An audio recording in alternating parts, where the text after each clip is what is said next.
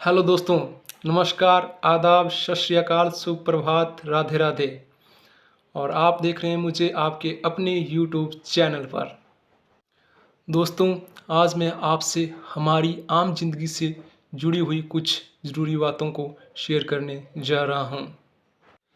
जो बातें अक्सर हमारी ज़िंदगी से जुड़ी हुई होती है और हमारी ज़िंदगी को प्रभावित करती है। मैं कुछ ऐसे ही अपने अनुभव आपसे शेयर करने जा रहा हूँ, जो मैंने अपनी इस छोटी सी ज़िंदगी में सोसाइटी से ऑब्ज़र्व किए हैं। इसमें से एक है हमारी ऑर्थोडॉक्स और रूढ़िवादी सोच, जिसे हम बदलना ही नहीं चाहते हैं। दोस्तों, आज हम 21वीं सदी में हैं और अब समय आ गया है कि हमें इन रूढ़िवादी विचारधाराओं को छोड़कर अपनी सोच को सुधारना होगा। आजकल इलेक्शन चाहे सेंटर के हो, स्टेट के हो या पंचायत के हो, हमें उनमें ध्यान से अपने उम्मीदवार का चयन करना। हम संसार की सबसे बड़ी डेमोक्रेसी का हिस्सा हैं और हमें इसका सोच समझकर इस्तेमाल करना चाहिए। वोटिंग ही हमारे पास एक ऐसा दिन होता है जिसमें हम अपने आने वाले भविष्य का निर्धारण कर सकते हैं। अगर हमने किसी दूसरे के बहकावे में आकर किसी गलत उम्मीदवार का चयन कर दिया तो वह हमारे और हमारे आने वाली पीढ़ियों के भविष्य को बर्बाद कर देगा। अक्सर आपने अपने आसपास यह सुना होगा कि लोग अपने आप को कट्टर बीजेपी, कांग्रेस और अन्य किसी पार्टी के बोलते रहते हैं। आपको उनके बहकावे में आकर अपना गलत वोट नहीं देना चाहिए। आपको सही को सही और गलत को गलत बोलने की आदत डालनी चाहिए। कोई भी हो, हमारे सरकार का कोई मंत्री हो या ना हो, या किसी अन्य पार्टी का कोई अधिकारी क्यों ना हो, अगर वो अच्छा काम करता है तो हमें उसके अच्छे काम को एप्रिशिएट करना चाहिए। कोई गलत काम कर रहा हो, चाहे वो किसी बड़े विभाग का मंत्री हो, चाहे कोई आईएएस ऑफिसर हो, कोई भी हो, हमें उसका विरोध करना चाहिए। हमें समाज के सभी वर्गों के लोगों की इज्जत करनी चाहिए, चाहे वो कोई आम आदमी हो जो साफ सफाई का काम करता हो, चाहे कोई ज़िले का कलेक्टर हो। सभी जो है अपनी इज्जत चाहते हैं।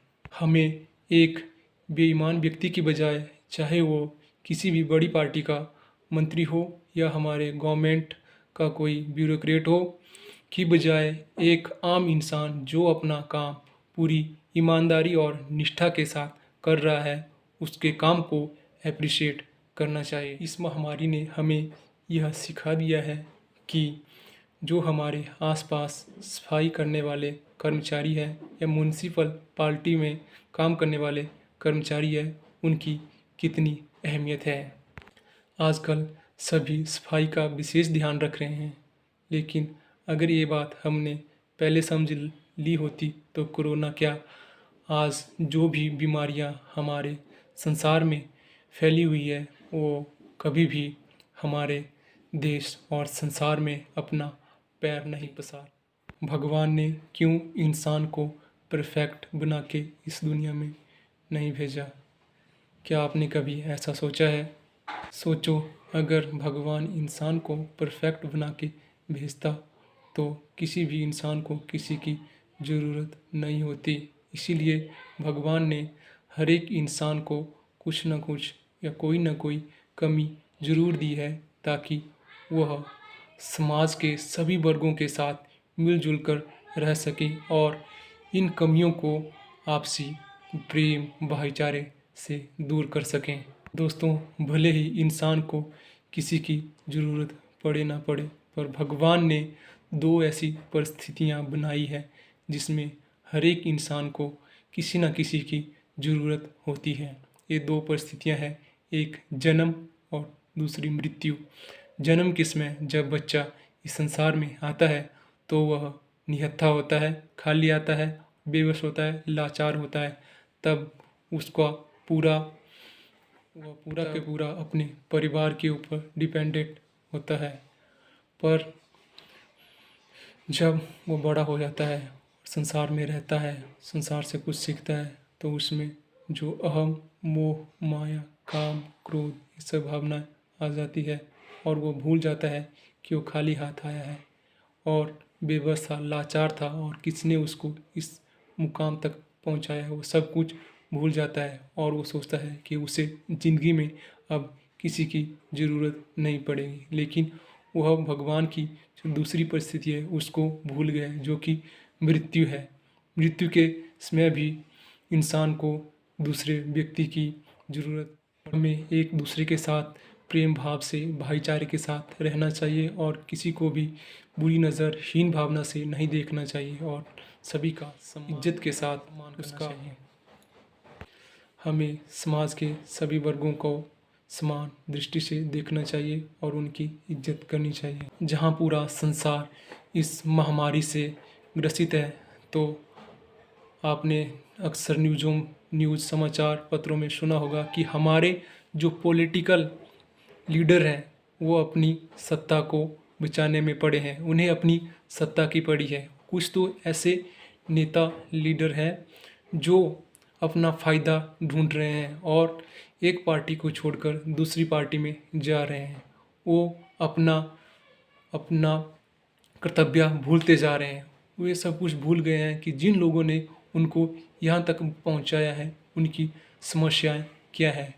उन समस्याओं को सुनने के बजाय, उनका समाधान करने के बजाय वो अपने फ़ायदे के लिए एक दूसरे की पार्टी को ज्वाइन कर रहे हैं और अपना फ़ायदा ढूंढ रहे हैं। तो दोस्तों, अपने उस एक दिन का बहुत ही ध्यानपूर्वक उपयोग करो और एक उचित उम्मीदवार का चयन करो जो कि ग्राउंड लेवल पर हमारे समाज और लोगों की समस्याओं को सुनता हो और उनके समाधान के लिए प्रयास करता हो। हमारे देश की लगभग 70% पॉपुलेशन नवयुवा है। अब समय आ गया है कि नवयुवकों को दूसरे लोगों के बहकावे में ना आकर अपने दिमाग का इस्तेमाल करके सोच समझकर अपने वोट का इस्तेमाल करना चाहिए।